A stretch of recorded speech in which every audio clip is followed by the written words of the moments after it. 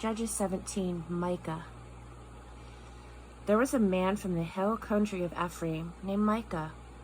He said to his mother, "Remember that 1,100 pieces of silver that were taken from you?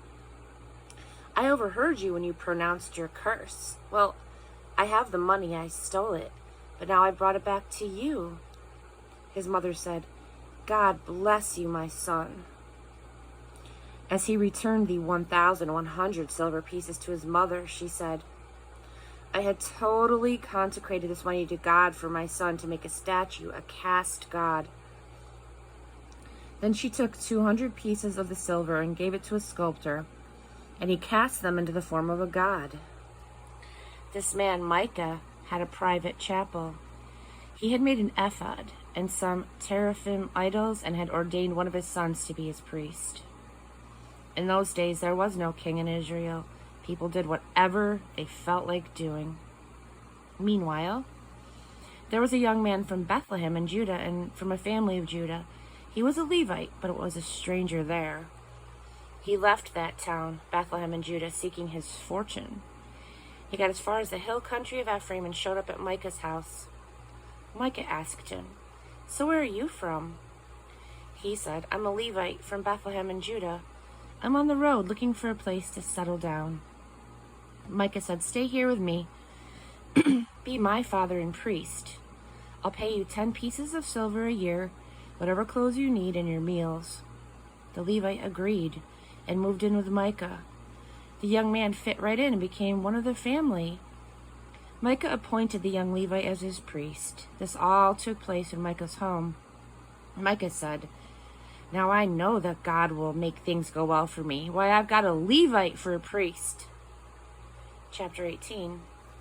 In those days there was no king in Israel, but also in those days the tribe of Dan was looking for a place to settle down. They hadn't yet occupied their plot among the tribes of Israel. The Danites set out 5 robust warriors from Zorah and Eshtaol to look over the land and see what was out there suitable for their families. They said, "Go and explore the land."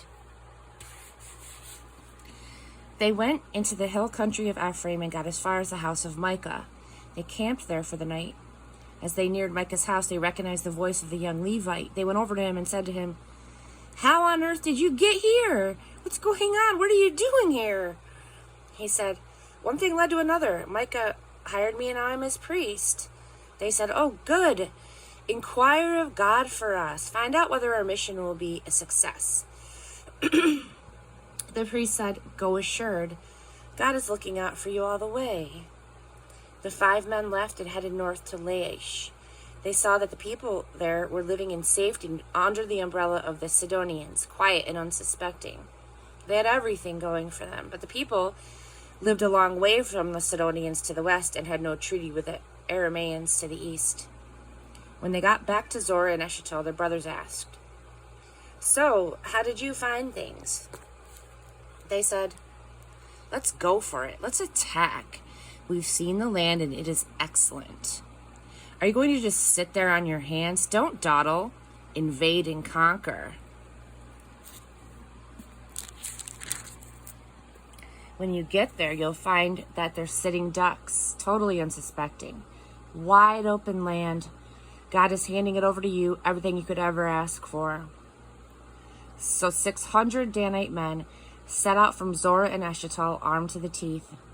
Along the way, they made camp at Kiriath Jearim in Judah, and that is why the place is still today called Dan's Camp. It's just west of Kiriath Jearim. From there, they proceeded into the hill country of Ephraim and came to Micah's house. The 5 men who earlier had explored the country of Laish told their companions, "Did you know there's an ephod, teraphim idols, and a cast god sculpture in these buildings? What do you think? Do you want to do something about it?" So they turned off the road there, went to the house of the young Levite at Micah's place, and asked how things had been with him. These 600 Danites, all well armed, stood guard at the entrance to the gate, while the 5 scouts who had gone to explore the land went in and they took the carved idol, the ephod, the teraphim idols, and the god sculpture. The priest was standing at the gate entrance with the 600 armed men.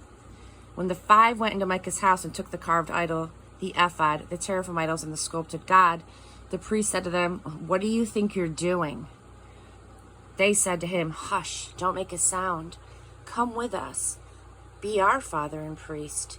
Which is more important, that you be priest to one man, or that you become priest to a whole tribe and clan in Israel?"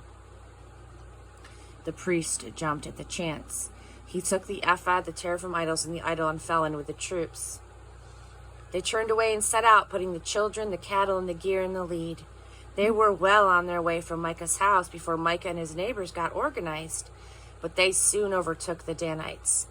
They shouted at them. The Danites turned around and said, "So what's all the noise about?" Micah said, "You took my God, the one I made, and you took my priest, and you marched off. What do I have left? How can you now say, 'What's the matter?'" But the Danites answered, "Don't yell at us. You just might provoke some fierce, hot-tempered men to attack you, and you'll end up an army of dead men." The Danites went on their way.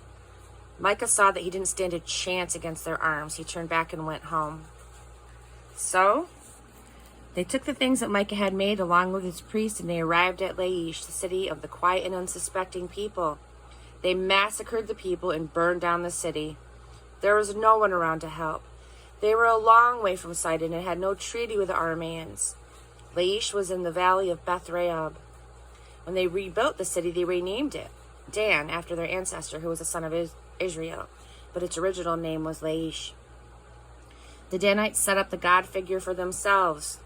Jonathan, son of Gershom, the son of Moses, and his descendants were priests to the tribe of Dan, down to the time of the land's captivity. All during that time there was a sanctuary of God in Shiloh. They kept for their private use the god figure that Micah had made.